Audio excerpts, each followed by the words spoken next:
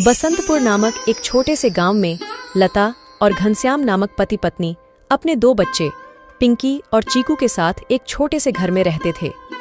घनश्याम सेठ धनीराम के यहाँ खेतों में मजदूरी का काम करता था और लता गांव के एक बंगले में खाना और साफ सफाई का काम करती थीं।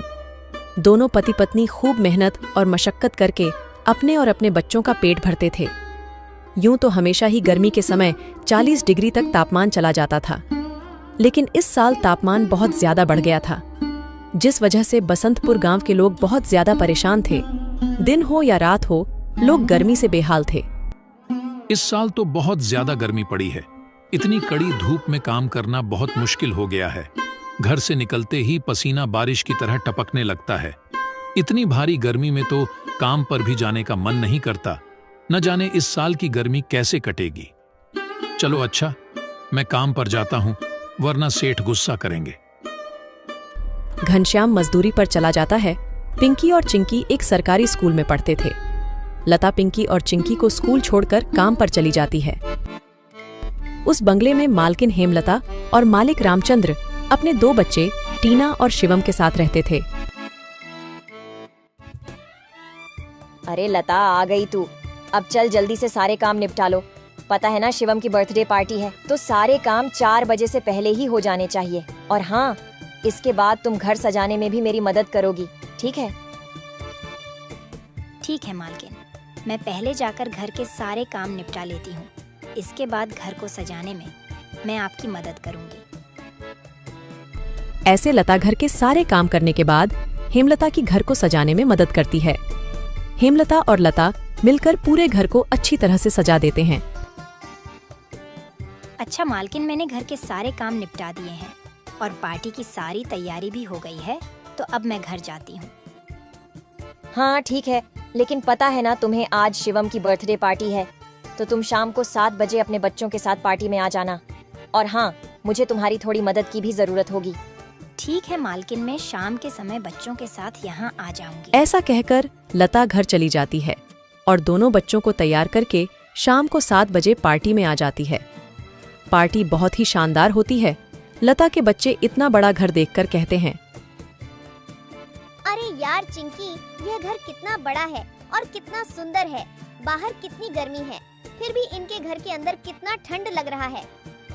पिंकी और चिंकी की बातें शिवम सुन लेता है और वह उनसे कहता है, अरे ये घर ठंडा इसलिए लग रहा है क्योंकि हमारे घर में हर कमरे में एसी लगा हुआ है। ओह, मतलब कि एसी लगाने से घर बहुत ठंडा हो जाता है। दीदी, हम भी अपने पिताजी को अपने घर में एसी लगाने के लिए बोलते हैं ना, हमारे घर में भी बहुत ठंडा लगेगा। चलो बच्चों, इधर आओ, केक काटने का टाइम हो गया है। जब केक काटने लगता है तो पिंकी और चिंकी एसी की ठंडी ठंडी हवा खाते खाते शिवम के कमरे की तरफ चले जाते हैं और शिवम के कमरे के बाहर खड़े होकर एसी की ठंडी ठंडी हवा का मजा लेने लगते हैं। एसी की ठंडी ठंडी हवा खाते खाते वह दोनों कमरे के अंदर चले जाते हैं। दीदी, यह कमरा तो सबसे ठंडा है, इसमें कितनी ठंडक है। और दीदी, यह देखो, यह बिस्तर कितना सुंदर है, बिल्कुल मखमल जैसा। दोनों बेड पर बैठ जाते हैं और ठंडी ठंडी हवा का आनंद लेने लगते हैं। देखते ही देखते 15 मिनट बीत जाते हैं और आराम करते करते कब दोनों की आंख लग जाती है, उन्हें पता ही नहीं चलता। इतने ही देर में अचानक से शिवम की बहन टीना कमरे में आ जाती है। वह पिंकी और चिंकी दोनों को शिवम की बेड पर लेटा देखकर जोर से भड़कती है। ये दोनों मेरे कमरे में क्या कर रहे हैं? माँ इधर आओ, देखो ये दोनों मेरे बेड पर क्या कर रहे हैं। टीना की आवाज सुनकर हेमलता कमरे में आती है। तुम दोनों अभी के अभी मेरे बेड से उठो। पिंकी और चिंकी हेमलता की आवाज सुनकर जग जाते हैं। लता भी हेमलता की आवाज सुनकर भागी भागी चली आती है। क्या हुआ मालकिन? आपकी बहुत जोर से नीचे आवाज आ रही थी। क्या हुआ? ये पूछ, क्या नहीं हुआ? ये देख नहीं रही तू? तेरे बच्चों ने अपने गंदे मेले बदबूदार कपड़ों से मेरा पूरा बेड गंदा कर दिया। तेरे बच्चों ने एसी देखा नहीं कि सोने चले मेरे बेड पे। हद होती है यार। मैं तो तेरे बच्चों को इसलिए बुलाया था कि इनका भी थोड़ा मन लग जाएगा। इन्होंने कभी ऐसी पार्टी लाइफ में देखी नहीं होगी, ये भी देख लेंगे। पर ये तो अपनी औकात ही भूल गए।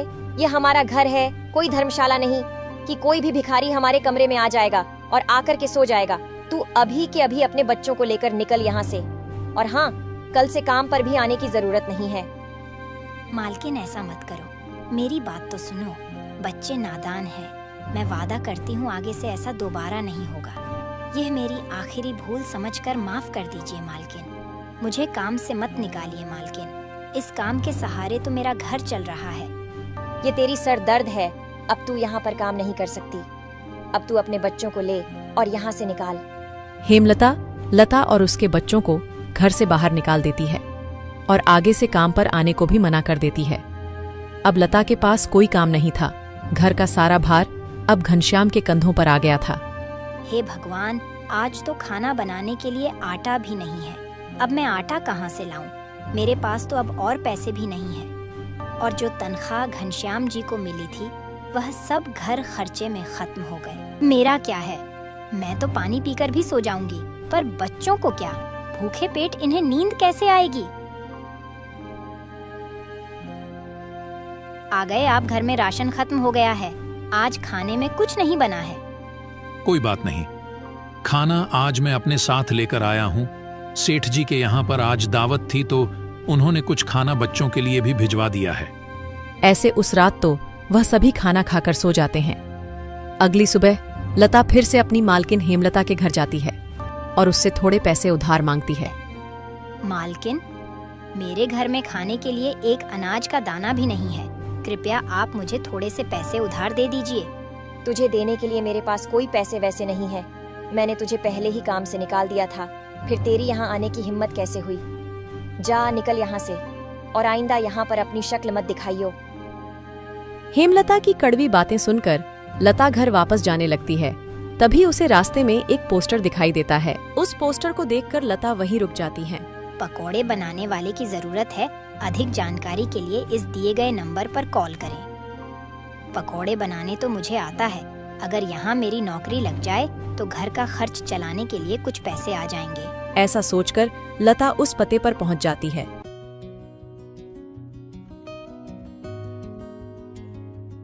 भैया, मैंने आपका पोस्टर देखा। आपको किसी पकोड़े बनाने वाले की जरूरत है? हाँ, जरूर तो है। तुम पकोड़ा बना लोगी। क्या तुम्हें पकोड़े बनाने आते हैं? हाँ, सब मुझे कई तरह के पकोड़े बनाने आते हैं, जैसे मिर्च का पकोड़ा, पालक का पकोड़ा, पनीर का पकोड़ा और भी कई प्रकार के पकोड़े मुझे बनाने आते हैं। तो ठीक है, तुम आज से ही काम पर लग सकती हो। ऐसे लता पकोड़े बनाने वाले के साथ काम पर लग जाती है और ग्राहकों को पकोड़े सर्व करने लगती है। ऐसे ही शाम हो जाती है और रमेश के सारे पकोड़े बिक जाते हैं।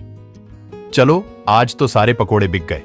आज तो तुमने पकोड़े सिर्फ सर्वे किए हैं, लेकिन कल से तुम्हें पकोड़े बनाने भी होंगे। हाँ साहब, मैं बहुत ही स्वादिष्ट पकोड़े बनाना जानती हूँ। तो ठीक है, ये लो आज के काम के पैसे। 300 रुपए लेकर लता सबसे पहले राशन की दुकान पर जाती है और वहां से राशन का सामान खरीदकर घर आ जाती है। घर पहुंचकर लता सबसे पहले बच्चों के लिए खाना बनाती है और उनको परोसती है। चिंकी, पिंकी, आ जाओ खाना खा लो। इतने में घनश्याम भी वहां आ जाता है और लता घनश्याम को अपने नए काम के बारे में बताती है। इस तरह सारे मिलकर खुशी खुशी खाना खाते हैं। अगली सुबह लता बच्चों को स्कूल छोड़कर वापस काम पर चली जाती है। दुकान पर पहुंचकर लता पकोड़े बनाती है। लता के बने हुए पकोड़े ग्राहकों को बहुत पसंद आते हैं। लता के बने हुए पकोड़े खाकर ग्राहक पकोड़े की बहुत तारीफ करते हैं। उनको आज के बनाए हुए पकोड़े कल से भी ज्यादा अच्छे लगे। रमेश भाई, तुम्हारे आज के पकोड़े का तो कोई जवाब ही नहीं। इससे स्वादिष्ट पकोड़े मैंने आज से पहले इस होटल में कभी नहीं खाए। आखिर आज ऐसा क्या मिलाया है इन पकोड़ों में जो इतने स्वादिष्ट बने हैं? आज तो मैं एक और प्लेट खाऊंगा। मेरे लिए एक एक्स्ट्रा प्लेट पकोड़े लगा दो। ऐसे रमेश अपने ग्राहकों के मुंह से पकोड़े की तारीफ को सुनकर लता से कहता है, लता, तुम्हारे हाथ में तो जादू है। तुम्हारे हाथों के बने पकोड़े खाकर ग्राहक एक एक एक्स्ट्रा प्लेट पकोड़े खा रहे हैं। तुमने तो कमाल ही कर दिया। आखिर ऐसा क्या मिलाया है इन पकोड़े में जो ग्राहक इतनी तारीफ कर रहे हैं? साहब जी, कुछ खास नहीं मिलाया है, बस थोड़े से नमक मिर्च मसाले बराबर मात्रा में डाले हैं, बस। ऐसे रमेश के आज के पकोड़े बहुत जल्द ही खत्म हो जाते हैं। आज तो पकोड़े बहुत जल्द ही खत्म हो गए। कल से हमें और ज्यादा से ज्यादा पकोड़े बनाने होंगे। और हाँ, अब हमारी पकोड़ों की सेल और ज्यादा अच्छी होने लगी है, इसलिए कल मैं दुकान में एसी लगवा रहा हूँ। इससे ग्राहक भी एसी की ठंडी ठंडी हवा में पकोड़ों का मजा लेंगे और हमारे पकोड़े की सेल और ज्यादा बढ़ेगी। तुम क्या कहती हो? साहब, विचार तो बहुत अच्छा है।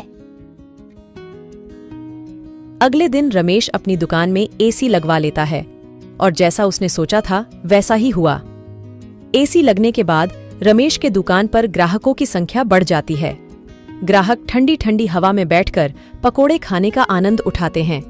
ऐसे रमेश के आज भी सारे पकोड़े बहुत जल्द ही बिक जाते हैं। शाम के समय जब लता घर वापस आती है और वह चिंकी और पिंकी को आपस में बातें करते हुए सुनती है। दीदी, उस दिन पार्टी में कितना मजा आ रहा था ना। कहाँ हम उस दिन एसी की ठंडी ठंडी हवा खा रहे थे और कहाँ आज हम इतनी गर्मी में बैठे हैं। काश हमारे घर में भी एसी होती तो हम भी अभी एसी की ठंडी ठंडी हवा खा रहे होते। इतने में लता अंदर आ जाती है। अरे चिंकी और पिंकी, तुम दोनों क्या कर रहे हो? तुम दोनों ने अपने स्कूल का होमवर्क किया? चलो जल्दी से अपना अपना होमवर्क कर लो। मैं खाना बनाने जा रही हूँ। इसके बाद खाना खाकर जल्दी सो जाना। कल तुम्हें सुबह उठकर स्कूल भी तो जाना है ना। ठीक है माँ, हम स्कूल का काम करके आते हैं। ऐसे दिन बीतते जाते हैं और लता के हालात पहले से ठीक होते जाते हैं। ऐसे ही एक दिन सुबह लता काम पर जा रही होती है, तभी उसे भंगार की एक दुकान दिखती है। उसे दुकान पर कई सारे सामान थे, जैसे कूलर, पंखा, फ्रिज, एसी इत्यादि। लता का ध्यान उस दुकान में रखे पुराने एसी की तरफ जाता है। वह उसे बहुत पसंद आता है। वह उस दुकानदार से बोलती है, भैया, ये एसी का क्या दाम है? मात्र 10,000 रुपए की है।